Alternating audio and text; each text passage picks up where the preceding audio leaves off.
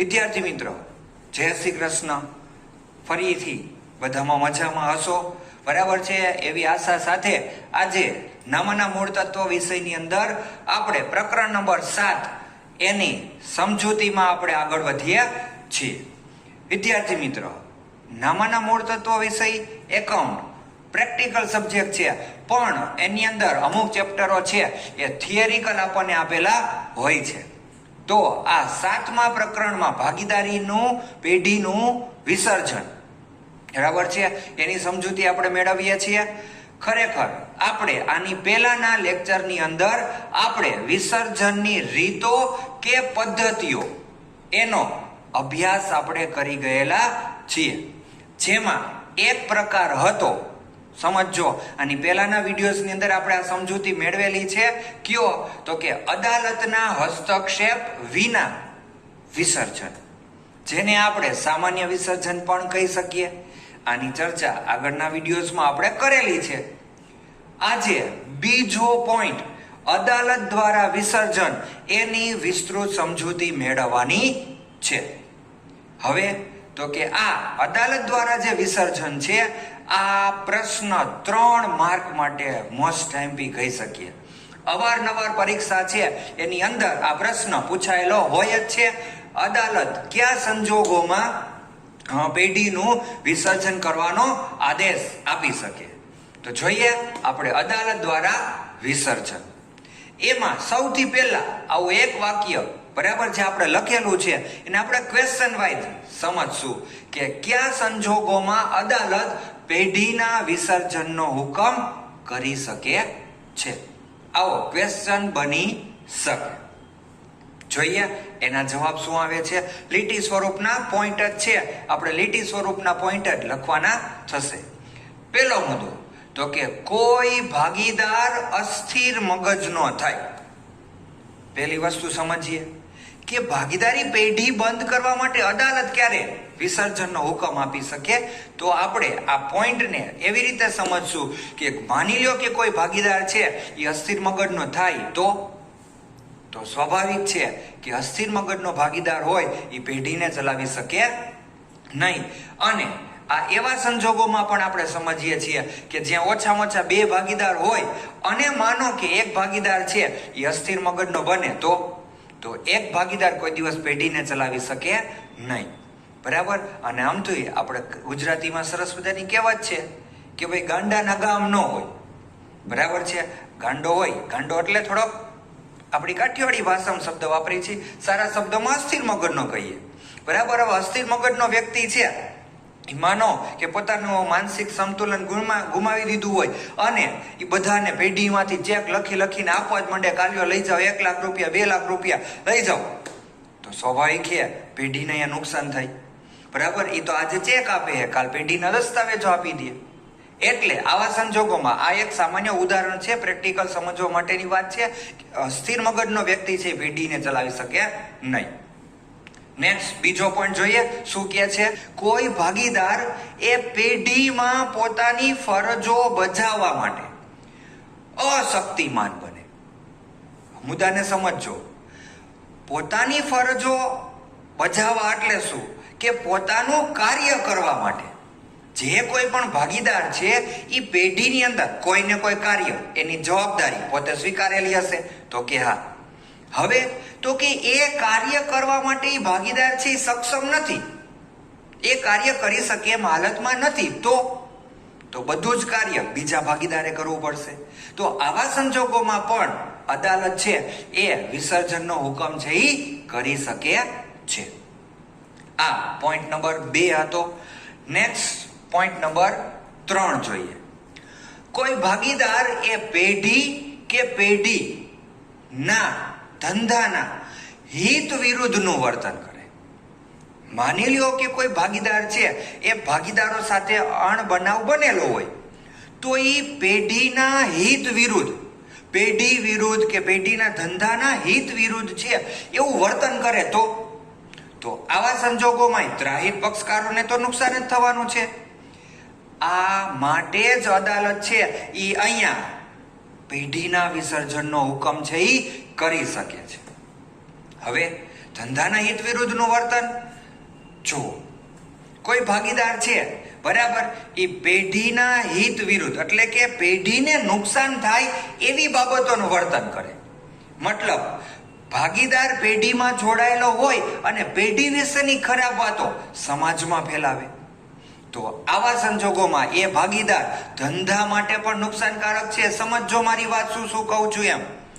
કોઈ ભાગીદાર પેઢીમાં રહી અને પેઢીની ખરાબ વાતો, આપણે સામાન્ય ઉદાહરણ લઈ છીએ, પણ ધંધાના સંદર્ભમાં વિચારો તો ધંધાની જે ગુપ્ત માહિતી છે એ બીજા લોકોને વિરુદ્ધ આપણા જે ધંધાના હરીફો હોય એને જણાવે તો અહીંયા ધંધાનું હિત છે એ જોખમમાં મુકાય છે. આવા સંજોગોમાં ત્રાહિત પક્ષકારને નુકસાન જાય, પેઢીને નુકસાન જાય, ભાગીદારોને નુકસાન જાય. એટલા માટે અદાલત પેઢીના વિસર્જનનો હુકમ છે એ કરી શકે છે.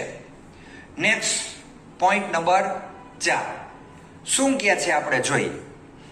કોઈ ભાગીદાર ધંધાની શરતોનું ઈરાદાપૂર્વક વારંવાર ભંગ કરે. પોઈન્ટને બે રીતે સમજશું. પહેલા શું કીધું?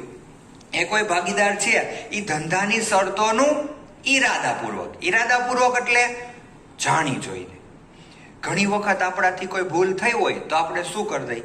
સોરી કહી અને જે કોઈ પ્રવૃત્તિ થઈ હોય એની માફી માંગી આપણે ભૂલને સુધારી લઈએ. અજાણતા થયેલી ભૂલો હોય ને એને આપણે માફ કરી શકીએ.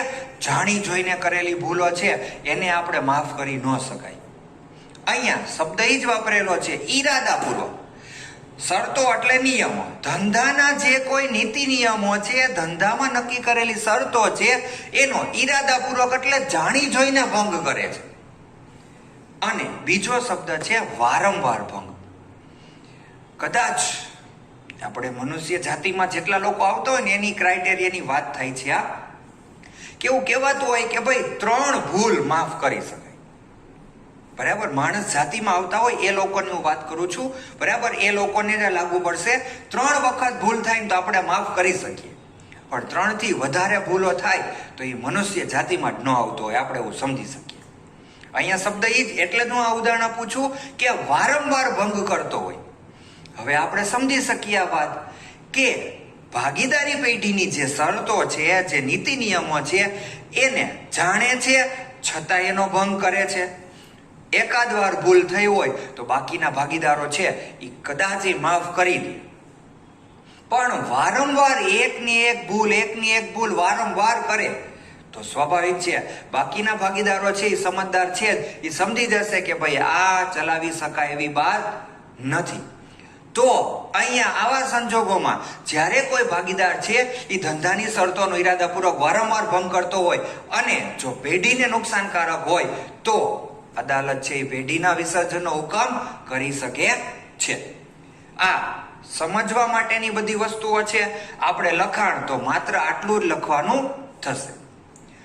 નેક્સ્ટ 5મો મુદ્દો જોઈએ. શું કહે છે? પેઢી સતત ખોટ કરતી હોય. મુદ્દો અગત્યનો છે, સમજો. ધંધાના પરિણામને આપણે 2 પોઈન્ટમાં વિચારી શકીએ, એક નફો અને એક નુકસાન. બરાબર છે? ખોટ. પેઢી સતત ખોટ કરતી હોય અને ખોટ સિવાય પેઢીનો ધંધો ચાલે તેમ ન હોય. મુદ્દાને સમજો. પહેલી વાત, કોઈ પણ બિઝનેસ શરૂ કરીએ, કોઈ પણ ધંધો શરૂ કરીએ ત્યારે એવું કહેવાય છે કે ધંધામાં 1000 દિવસોનું તપ કરવું પડે. એનો મતલબ 1000 દિવસો સુધી તમારે ધંધાને સમય આપવો પડશે, ભોગ દેવો પડશે. હવે આપણે 365 એક વર્ષના દિવસોને ધ્યાનમાં રાખીને તોય 3 વર્ષ થાય. મતલબ ધંધો સ્ટાર્ટ કરો એટલે લાખો કરોડો રૂપિયા આવવા જ માંડે. આવું જિંદગીમાં ક્યારેય ન થાય. કોઈ પણ સફળ વ્યક્તિને જોઈ લેવાની છૂટ. આ જે બિઝનેસમેન સફળ છે એની પાછળનું કારણ છે ને ઘણા બધા વર્ષોની મહેનત કરેલી છે, એને ભોગ આપેલો છે. આપણે તો ટૂંકા ગાળામાં રૂપિયાવાળું થઈ જવું છે, પણ એમ ન થવાય. ધંધામાં ભોગ દેવો પડે. એવું પણ બને 1-2 વર્ષ ખોટ પણ જાય, આપણે સહન કરવી પડે, પછીના વર્ષોથી આપણને નફો મળે. પણ મુદ્દાને આપણે એમ સમજવાનું છે, પેઢી સતત ને સતત ખોટ કરે છે અને હવે ખોટ સિવાય ધંધો ચાલે એમ છે જ નહીં, ત્યારે પેઢીનું વિસર્જન કરવા માટે અદાલત છે એ વિસર્જનનો હુકમ કરી શકે. બરાબર સમજો. 1-2 વર્ષ ખોટ જાય, પેઢી બંધ કરી દેવાની, તરત અદાલત નહીં કરે. પણ ખોટ સિવાય હવે ધંધો ચાલે જેમ ન હોય તો અહીંયા ત્રાહિત પક્ષકારોને નુકસાન થશે. ભાગીદારોની જવાબદારી અમર્યાદિત છે. આ સંદર્ભમાં ભાગીદારોને પણ નુકસાન થશે. એટલે અદાલત છે એ વિસર્જનનો હુકમ કરી શકે છે. નેક્સ્ટ પોઈન્ટ નંબર 6 જોઈએ શું કહે છે. કોઈ ભાગીદાર પેઢીમાંથી પોતાનો સંપૂર્ણ હિસ્સો, કોઈ એક ભાગીદાર છે એ પેઢીની અંદર એમાંથી પોતાનો સંપૂર્ણ હિસ્સો એટલે એના ભાગના રૂપિયા, બરાબર, એના ભાગની જે રકમ છે એ અન્ય ભાગીદારની સંમતિ વિના ત્રાહિત પક્ષને વેચી દે. મુદ્દો બહુ અગત્યનો છે અને એમાંય ખાસ વિશ્વાસની વાત છે. કોઈનો વિશ્વાસ જીતવો ને એ બહુ સરળ વાત છે. ઘણા બધા લોકો છે એ આપણો વિશ્વાસ છે એ જીતી લેતા હોય છે. કોઈ વ્યક્તિનો વિશ્વાસ તોડવો એના કરતા સહેલી વસ્તુ છે, બરાબર. એને જે વિશ્વાસ રાખ્યો એવી વાત આપણે કામ ન કરીએ એટલે એનો વિશ્વાસ તૂટી જાય. તો અઘરું શું છે? એ વ્યક્તિનો વિશ્વાસ છે ને એને જાળવી રાખવો ને એ સૌથી અઘરી વસ્તુ છે. અહીંયા વાત વિશ્વાસની શા માટે થાય છે તો સમજજો. વિદ્યાર્થી મિત્ર, આપણે ભાગીદારી પેઢી છે ને એ જ્યારથી એનો ઉદ્ભવ હોય ને ત્યારથી અત્યારના આધુનિક યુગ સુધીની ભાગીદારી પેઢીનો વિચાર કરી છે. અહીંયા જ્યારે ભાગીદારી પેઢીનો ઉદ્ભવ થયો હતો ત્યારે 1932 થી નિયમ લાગુ પડે છે. તો શું 1932 પહેલા કોઈ ભાગીદારી પેઢી હશે જ નહીં?